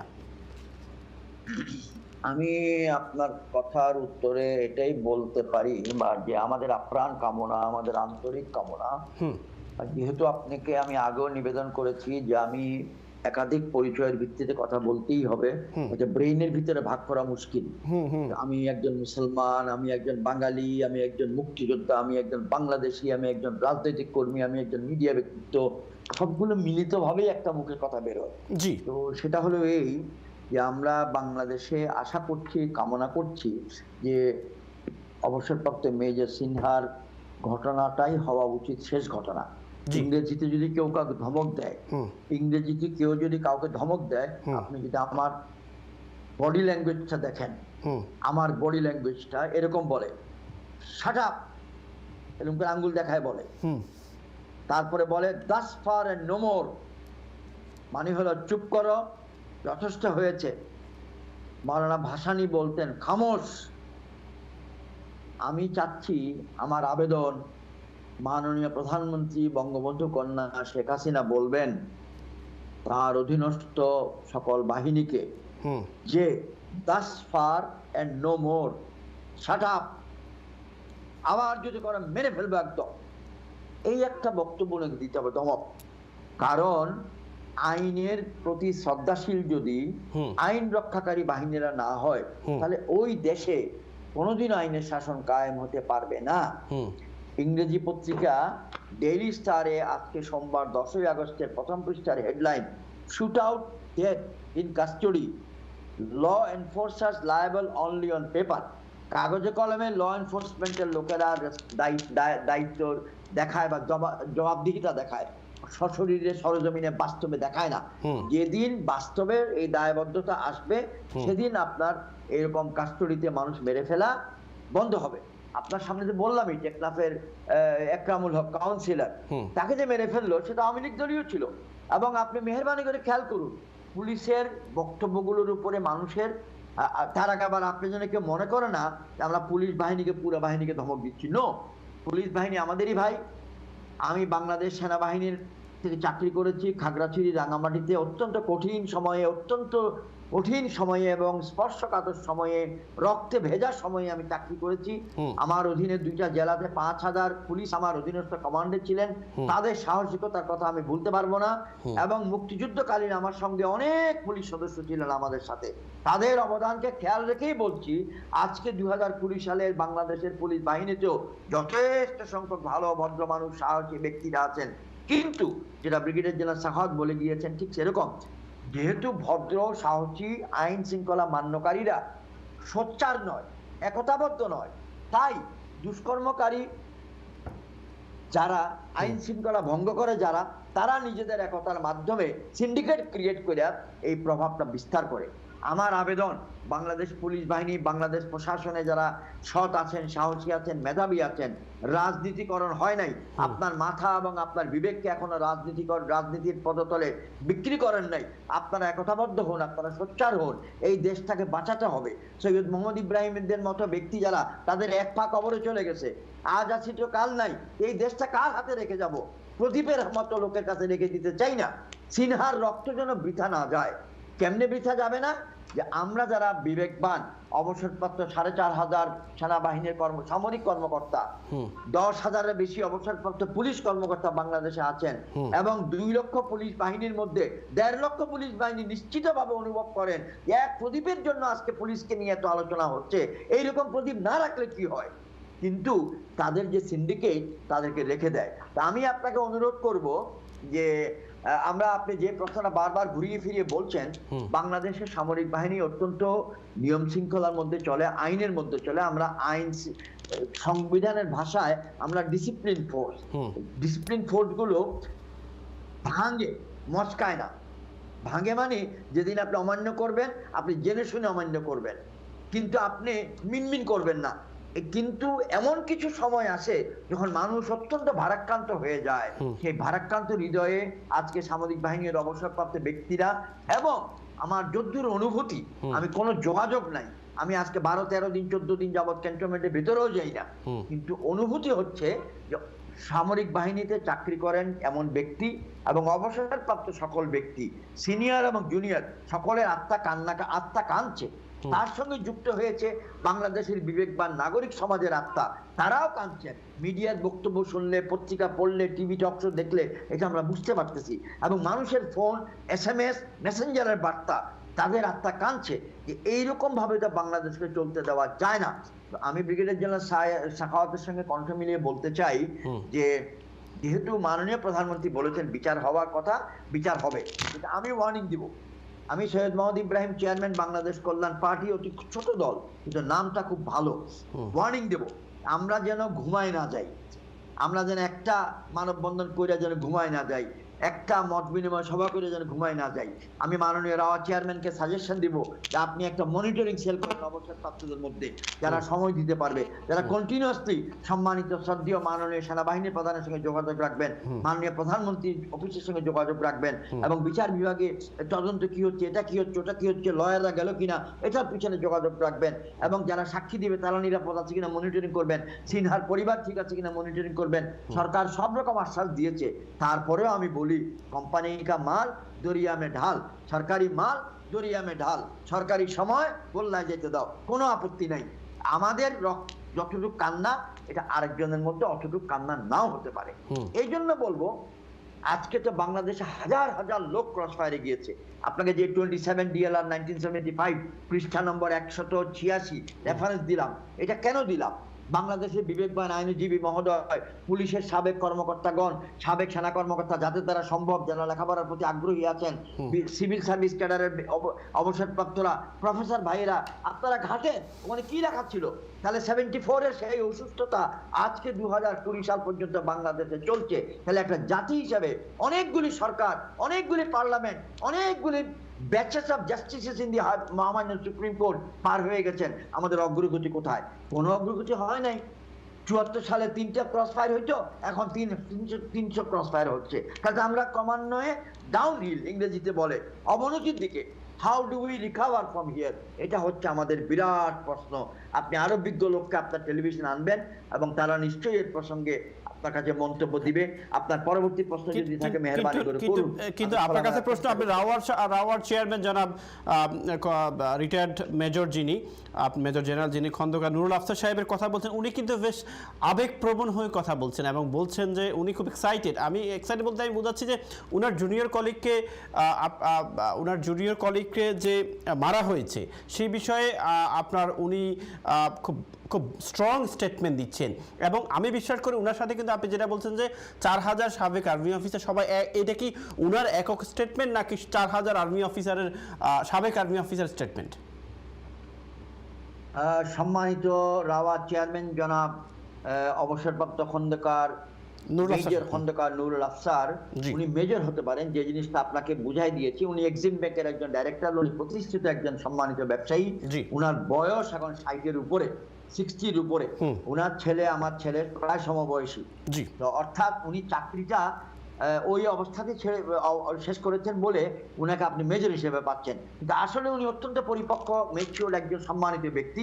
উনি 4000-এর অধিক সম্মানিত রাওয়া সদস্যের ভোটে নির্বাচিত একজন চেয়ারম্যান, উনি যা গণতান্ত্রিকভাবে নির্বাচিত। রাত্রেবেলা 12টার সময় ভোট হয় নাই। রাওয়ার নির্বাচন এবং রাওয়ার ভোট গ্রহণ কিন্তু দিনের 12টায় হয়েছে, রাত্রে 12টায় না। তো এই জন্য উনি যা বলছেন, উনি অবসরপ্রাপ্ত সেনা কর্মকর্তাদের অনুভূতিটাকে প্রকাশ করছেন।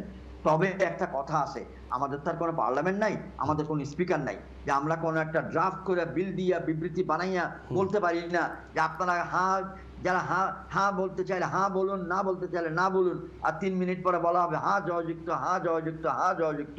এই প্রক্রিয়া ওনার পক্ষে করা সম্ভব না।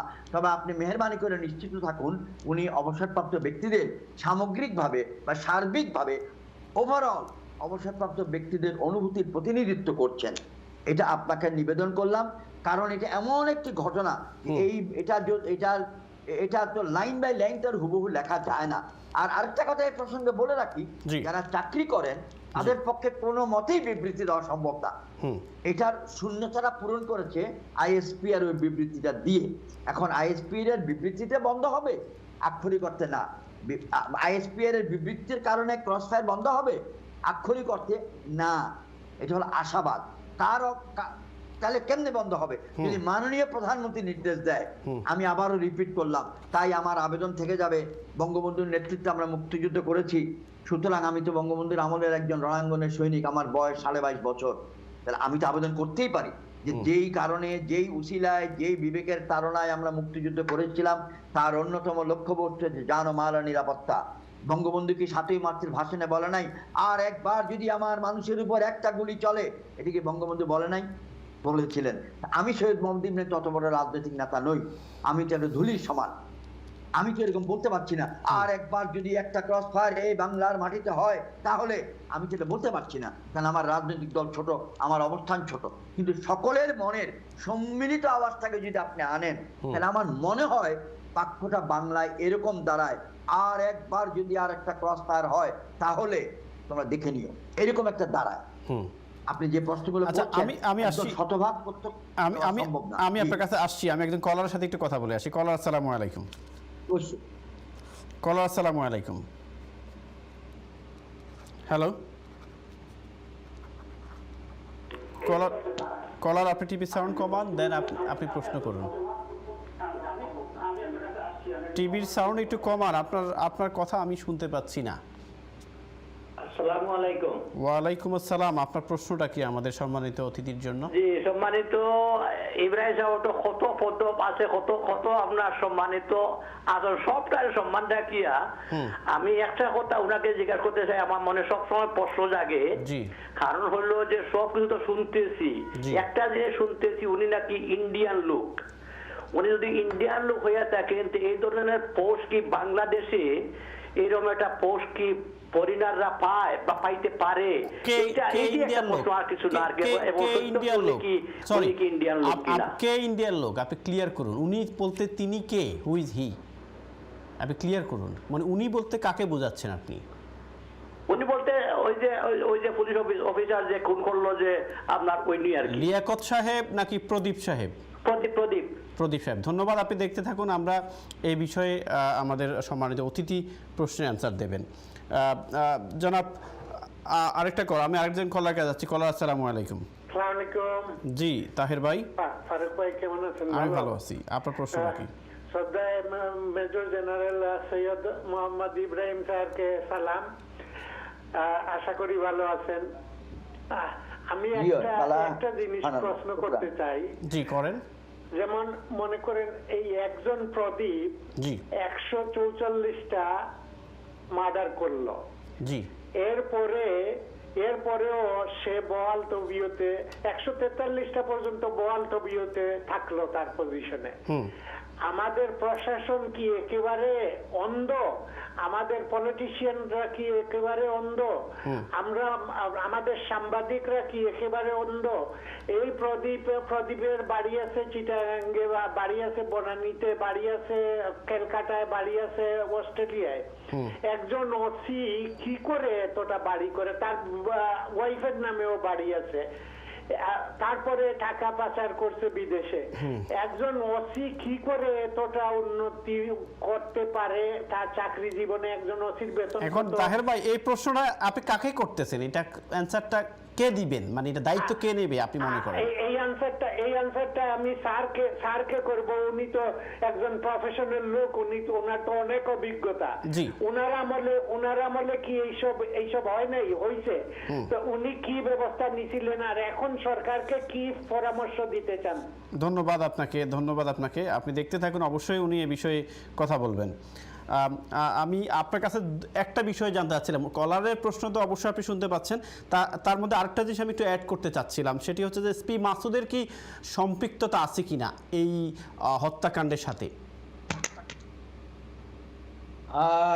ব্রিগেডিয়ার জেনারেল সাখাওয়াত যেমনটি বলেছিলেন একদম শুরুতেই, যে দেখুন আমাদের পক্ষে লিডিং আনসার দেওয়া মুশকিল বা উচিত হবে না।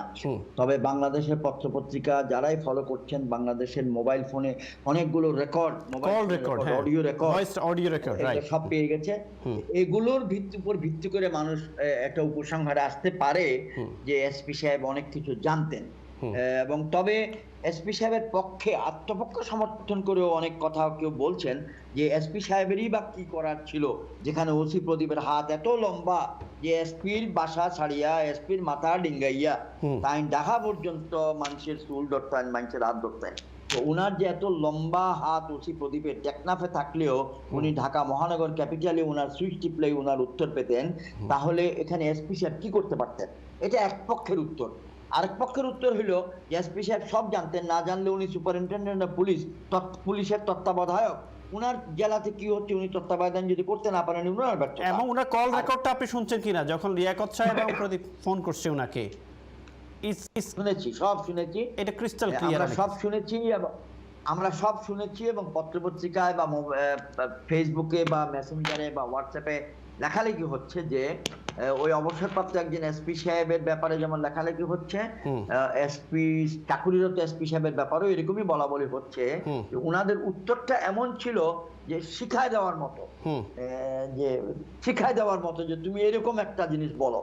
তবে একটা বাস্তবতা হলো যে যত হালকাভাবে ওনারা মেজর হত্যাকারী প্রদীপ সাহেব এবং ওনার সঙ্গীরা যত হালকাভাবে বিষয়টাকে নিয়েছিলেন, অন্যান্য আরো 10টা বিষয়ের মতো যে চাপা দেওয়া যাবে, ফিনিশ হয়ে যাবে এরকম, যেরকম এটা এত হালকা হয় নাই। যেমন কিনা আপনি খেয়াল করেন, একজন ভদ্র মহিলা দাখিল পরীক্ষার্থী, একটা মাদ্রাসার ছাত্রী আগুনে পুড়ে মেরে ফেললো পরীক্ষার সময় ছাদে, মেয়েটার নাম ভুলে যাচ্ছে, ফেনীতে নুসরাত নাকি? এটা যে অত তাড়াতাড়ি আগুনের মতো ছড়ায় যাবে, লোকাল আওয়ামী লীগ লিডার এবং ক্রিমিনাল যারা তাদের সবাইকে ধরবে, পুলিশের ওসিকে বেঁধে ফেলবে, ট্রান্সফার করবে, অ্যারেস্ট করবে, দ্রুত বিচার হবে এবং সিরাজ নামক ব্যক্তি যে মাদ্রাসার প্রিন্সিপাল ছিল তার বিচার হয়ে যাবে, এটা কেউ কল্পনা করতে পারে নাই। এগুলাকে আমরা বলবো দুর্ঘটনা। বাংলাদেশের বিচার প্রক্রিয়ায়, তদন্ত প্রক্রিয়ায় এগুলো হচ্ছে ব্যতিক্রম, স্বাভাবিক প্রক্রিয়া এগুলা হয় না। মিডিয়া সোচ্চার হলে, আমরা সোচ্চার হলে এটা হবে। কলারের প্রশ্নের উত্তর হলো এরকম যে আপনারা বিদেশে থাকেন বলে ভাইয়েরা আমার কোনো মতেই বেয়াদবি নেবেন না, আপনি আমার বড় ভাই, আপনারা আগ্রহের সঙ্গে আলোচনা শুনছেন। আপনারা দেশের যদি পরিস্থিতি পর্যবেক্ষণ করেন, দেশে কিন্তু আইন শৃঙ্খলার অবস্থা খুবই খারাপ এবং দেশে রাজনৈতিক নিয়ন্ত্রণ, আইন শৃঙ্খলার উপরে, বাহিনীর উপরে প্রচন্ড, রাজনৈতিক সততার মেলা অভাব এবং দুর্নীতি এত বেশি ছড়িয়ে গিয়েছে যে এটা ব্যাখ্যা করা, বর্ণনা করা মুশকিল। পত্রিকার হেডলাইন, পত্রিকা খুললেই আপনি প্রত্যেক দিন খবর কিছু না কিছু পাবেন। পুলিশের প্রদীপের এক দোষ কি? এরকম তো শত শত প্রদীপ আমাদের আছে এবং অ্যারেস্ট হওয়ার পর পিজি হাসপাতালে রুগী সাইজে 1.5 মাস, 2 মাস, 2.5 মাস এয়ার কন্ডিশন রুমে ঘুমাবে। অর্থাৎ এখানে কেউ সৎ লোকগণ ইউনাইটেড না, সৎ লোকগণ একত্রিত না, সৎ লোকগণ সোচ্চার না, যার কারণে অসৎ লোকগণ, দুর্নীতিবাজগণ একতাবদ্ধ হইয়া সিন্ডিকেট বানাইয়া বাংলাদেশ থেকে খাবলায় খায় ফেলতেছে, শকুন যেমন মরা গরু খায় এরকম ভাবে। আমি দুঃখের সঙ্গে বলছি যে এই ধরনের ঘটনা ক্রমান্বয়ে ঘটেছে। বর্তমান রাজনৈতিক সরকারের আমলে এটা বৃদ্ধি পেয়েছে এবং এমন কোনো স্তর নাই যেখানে এটা বিস্তৃত লাভ করে নাই। সেই জন্য আপনারা মেহেরবানি করে চোখ কান খোলা রাখুন, আল্লাহর ওয়াস্তে আল্লাহর কাছে দোয়া করুন দেশবাসীর জন্য।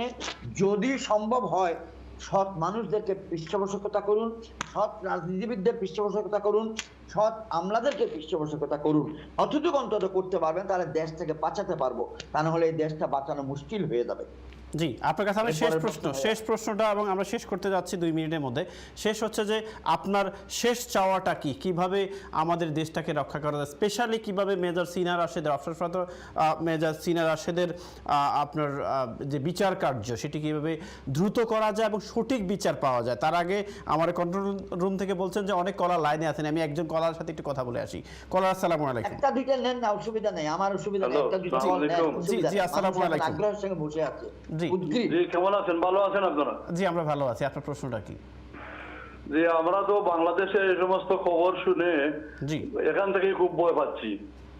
জি জি তো শেখ সাহেব হয়তো বেঁচে থাকলে বলতেন, শেখ সাহেবের বাসায় আর যদি আমার একটি মানুষকে ক্রস ফায়ারে হত্যা করা হয় তবে আমি দেখবো বাইরে আমার।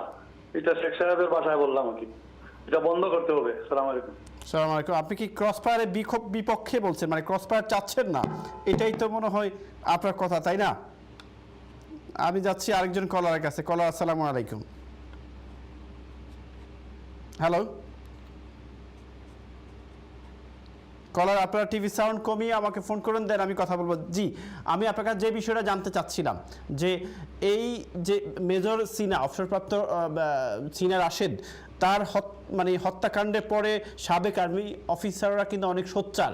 আপনি যেমন কথা বলছেন, ডক্টর সাখাওয়াত হোসেন কথা বলছেন, আমাদের খন্দকার নুরুল আফসার সাহেব খুব আবেগপ্রবণ হয়ে কথা বলছেন, এবং আপনারা যেটা বলছেন 4000 সাবেক আর্মি অফিসার এক হয়ে কথা বলছেন। এই বিচার কি এক্সাম্পল একটি তৈরি হবে না, যাতে করে আমাদের কোনো সরকারি কর্মকর্তাকে, আমাদের কোনো বাংলাদেশের মানুষকে আর যাতে ক্রসফায়ারে না নেওয়া হয় এবং সঠিক বিচার হয়? যেমন সাগররুনিকে কিন্তু হত্যা করার পরে বলা হয়েছে যে 48 আওয়ার্সের মধ্যেই অ্যারেস্ট করা হবে, বিচার করা হবে। 12 ইয়ার্স 11 ইয়ার্স গন, স্টিল কোনো বিচার হয়নি। আপনি শেষ মন্তব্য কি আপনার এই বিষয়ে?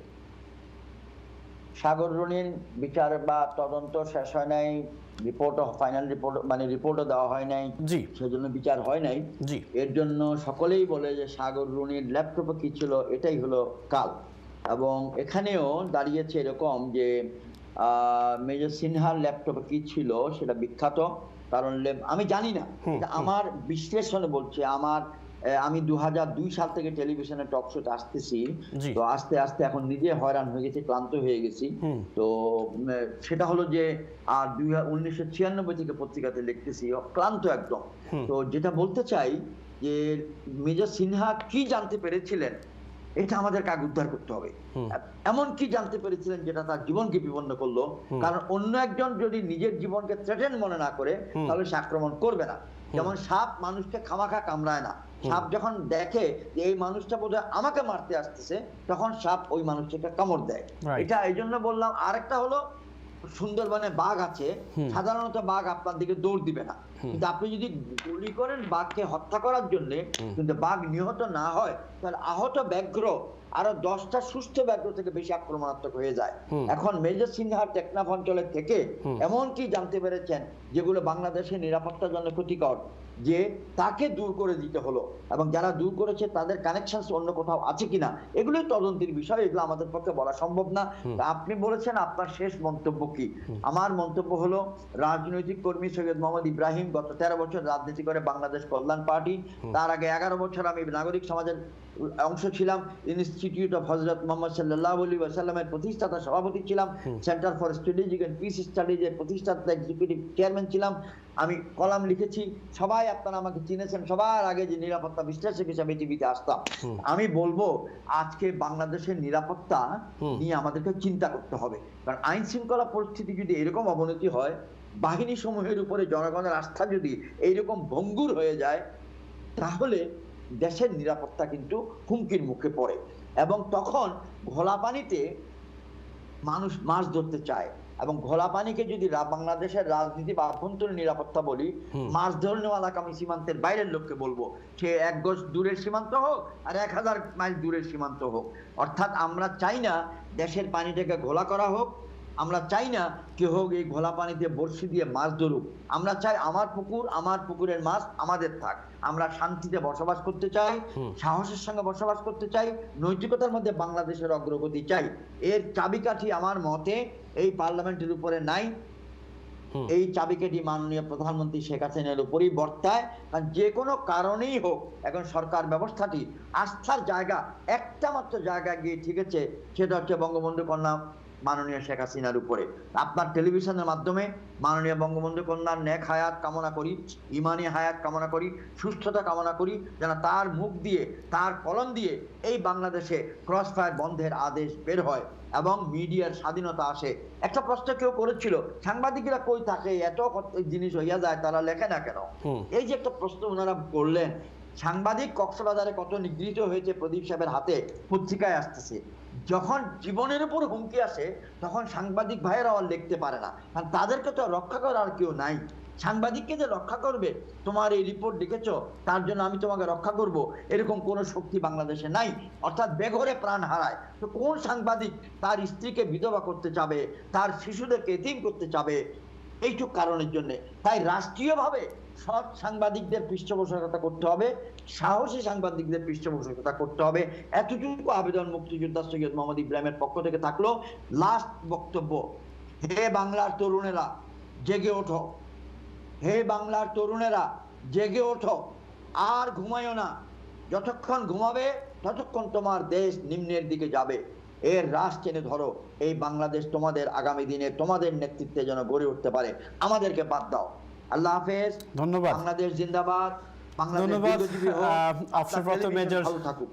অবসরপ্রাপ্ত মেজর জেনারেল সৈয়দ মোহাম্মদ ইব্রাহিম বীর প্রতীক, আপনার কথা শুনে আমি মুগ্ধ। স্পেশালি দেশের প্রতি আপনার মমত্ববোধ, দেশের প্রতি আপনার ভালোবাসা এবং তরুণদেরকে আপনি যেভাবে আমন্ত্রণ জানালেন বাংলাদেশকে টেনে তোলার জন্য, বাংলাদেশকে আগলে ধরার জন্য, আমি বিশ্বাস করি বাংলাদেশের তরুণরা ঘুমিয়ে থাকবে না, তারা বাংলাদেশের কথা ভাববে, বাংলাদেশের মানুষের কথা ভাববে। আরেকটি কথা প্রিয় দর্শক, আমরা কথা বলছিলাম আজকে দুজন সম্মানিত অতিথির সাথে, দুজন সাবেক আর্মি অফিসারের সাথে, দুজন দেশপ্রেমিকের সাথে।